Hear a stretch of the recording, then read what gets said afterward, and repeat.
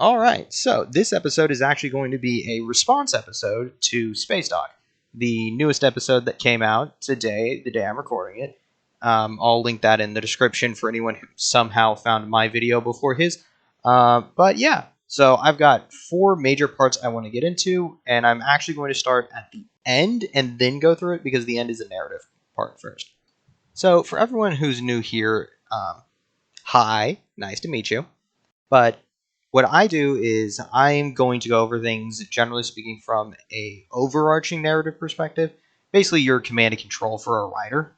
And the goal is not to be a writer, because I will never be, but hopefully provide enough valuable information to writers that at some point I can take over Star Wars, because that's my specialty. So this is going to be a lot in reference to Star Wars, and I'm not going to hold anything against SpaceDock that is a general statement, because obviously theirs was for a full state, a full holistic approach, and I'm kind of taking a more specific one. So this episode will be broken into four major parts. First will be when to take time explaining your ship's classifications. Then second is going to be the general classification section from SpaceDock. The third will be dreadnoughts specifically, and fourth will be the funny naming conventions and all the kind of loose differences that can occur during all of this. So when it comes to taking the time to explain what your ship classification means, this is pretty much exclusively reserved to slower shows or books. The reason for that is because in order to explain it properly, you need to take the time to explore each classification.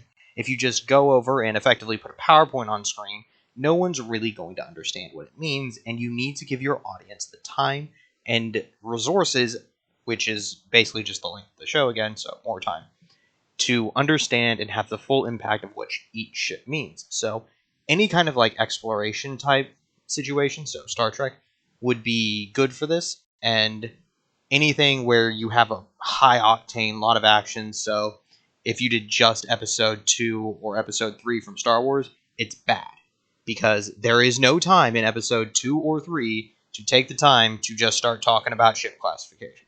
You just can't do it. Now, when you're making a general ship classifications and whatnot for your story, it is very good to have specific classifications mean certain things. Even though it does get screwy historically, the reason that everything occurs is because, generally speaking, if you had a fourth-rate ship with a line, you knew roughly what was going to come at you. Someone said there was a fourth rate coming at you, you knew that what that roughly means. I'm in a first rate, he's in a fourth rate, we can just engage, I'm going to win. And narratively speaking, for your audience in any stories, specifically for Star Wars, if you say there's an Imperial Star Destroyer coming out of hyperspace, and you're looking at the Rebels and you're like, alright, they have one Mon Cal, they're losing this fight. Just flat out, that's what it means. Your audience understands you don't have enough firepower to take on a Star Destroyer. So even if it isn't necessarily an Imperial one, you know what's going to happen roughly, and it can give you a good narrative stakes right out the bat just because you're having consistent naming conventions in your classifications. Now, to have a Star Wars specific gripe, I don't like that the Anaxis War College, which is the Star Wars classification ship, that it classifies everything from Corvette to Dreadnought as a capital ship. Because historically, that's not a capital ship. A capital ship is your fleet center or command and control, and Corvettes are not capable of doing that. So, minor gripe out of the way, stop calling Corvettes capital ships, please. Now, as a subnote for all of this, all of the light cruisers and missile boats or things like that, I put those under classifications as well, so we're going to go over them now. And I do actually like this, if used correctly.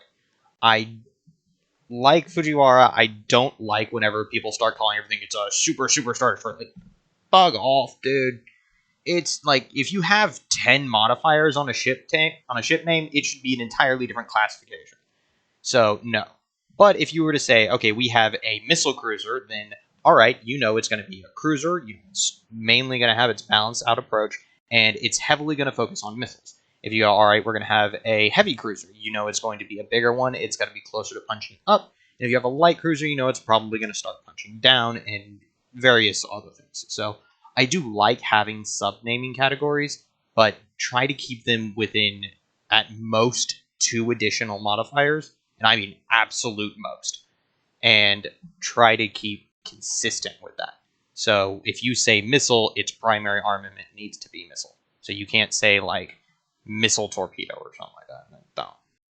Now, moving on to dreadnoughts, I would like to point out here that probably the major reason why in fantasy that dreadnoughts get this thing of being super massive and super big is because of what happened historically with dreadnoughts. So it's also a little tied into World War II again.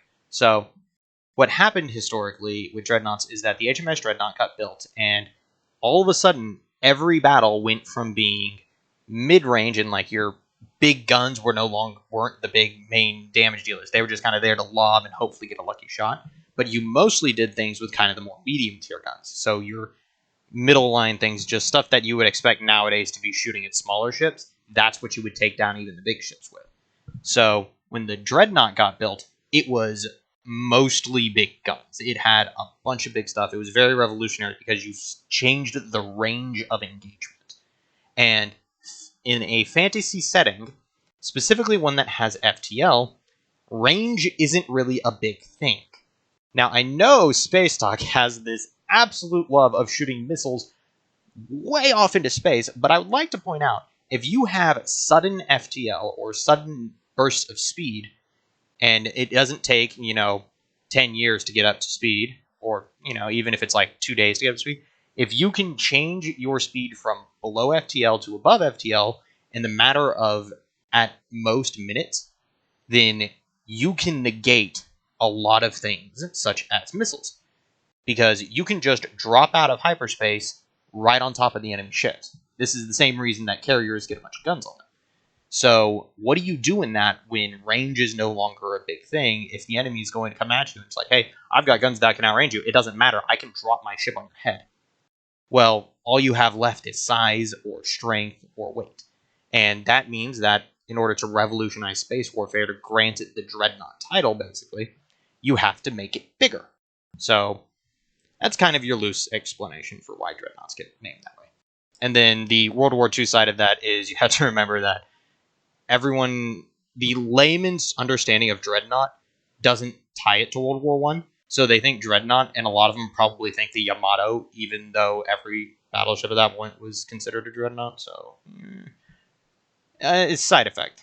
So since everyone ties Dreadnought to, Yamato and Bismarck and the Iowa class, and basically the biggest warships around, barring the modern-day Nimitz carrier, when you hear Dreadnought, you think big ship. So, yeah. So, moving on to all the funny naming conventions, as hinted by SpaceDock, the most important thing here is setup. It doesn't matter if you want to name something wildly off target if you set it up correctly.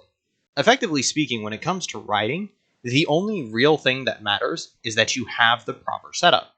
And if you don't have the proper setup, things can come out of left field, they don't make sense. But if you do have the proper setup, you can do just about anything.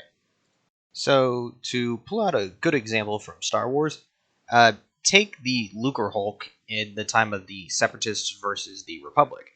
And in the lore, I believe in both canon and legends, effectively speaking, what happened was the Trade Federation had a commercial ship that was so massive that it would have functionally been a warship if it had any guns on it, but it didn't.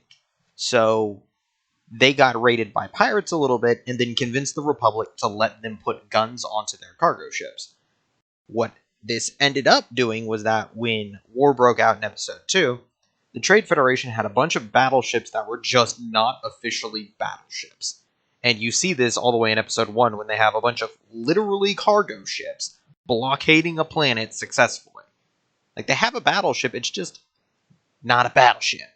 You know what I'm saying?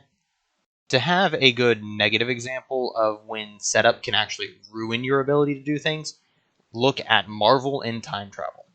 Everything after Endgame, you immediately have to question, well, why didn't you just time travel it?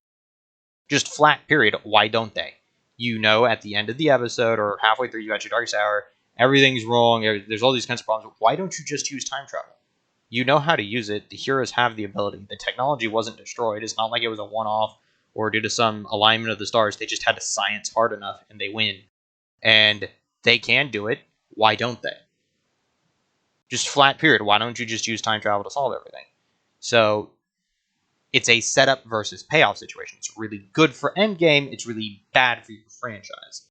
So when doing things, even in naming conventions, make sure that your setup makes sense, but also doesn't ruin your attempts later. And that's kind of me signing off. So hope y'all have a good night.